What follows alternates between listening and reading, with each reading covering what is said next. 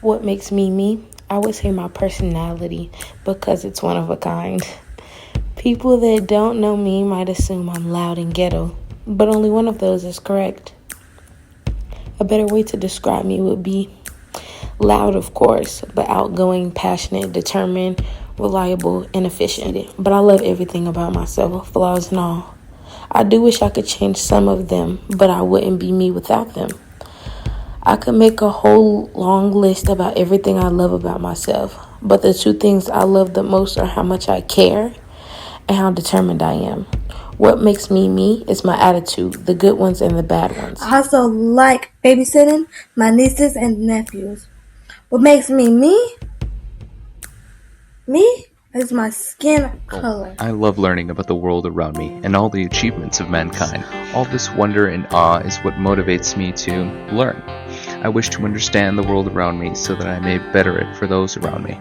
Other than just learning stuff, I also like to create things, be it with my bare hands or 3D printing. I like to believe that every experience is a step in one's journey of learning their purpose in life.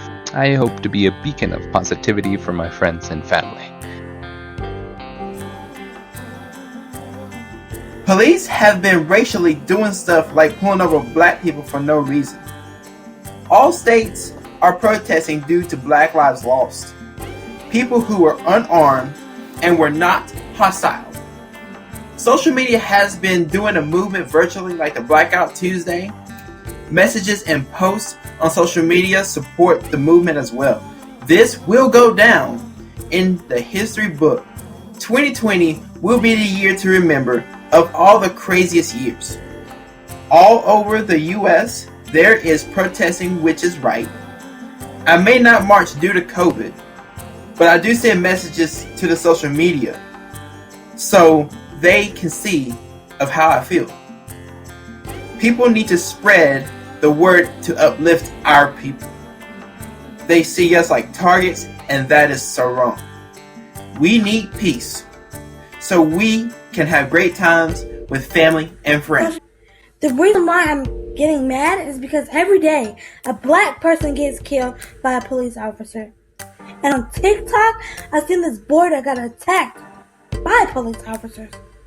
This is happening every day. Against systemic issues.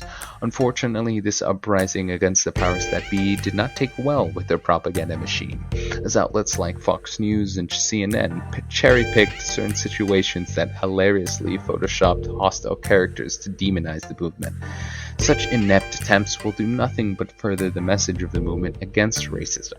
I haven't yet been able to involve myself as much as I'd like in the movement, as I am homebound thanks to the quarantine and would find my health problems a real hassle in the case of being tear gassed. It feels almost like a fever dream experiencing so many historical events, be it President Trump's impeachment, coronavirus, or this revitalization of the civil rights movement.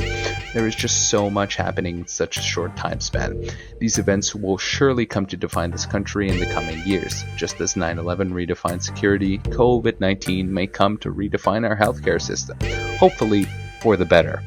I'm glad that there are so many people in this country with the resolve and bravery to fight for what they believe in.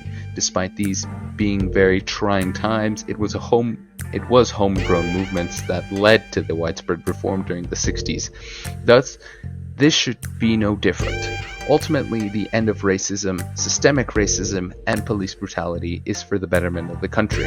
If we do not act and unite now, there will be nothing the government, an organization that draws its power from the people, will be able to do to stop the economic and sociological descent of America into madness.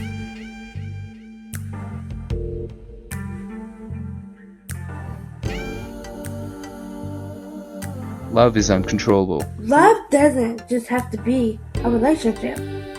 Love can be when you take care of yourself and make sure that your body is healthy. Love is selflessness. It embodies the apex of the human condition, the abandonment of our individuality for a common goal. Sometimes love can be painful. For love is the means in which empires are both forged and burned to a cinder. Love is love.